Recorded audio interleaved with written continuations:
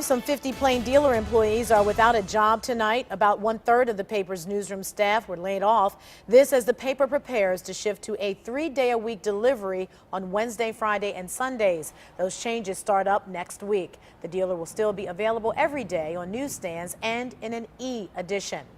Just about an hour from now, there will be a rally outside the Plain Dealer building, and that's where we find News Channel 5's John Cosick live on 5.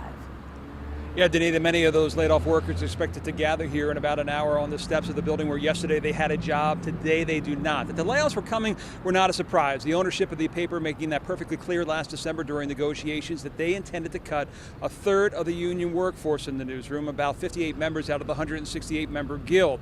Now, they also knew that these cuts were going to come sometime after May 1st. What was upsetting to many was the way that these workers found out. They were notified yesterday to stand by their phones this morning, and they would be called and told whether or not they had a job to come into.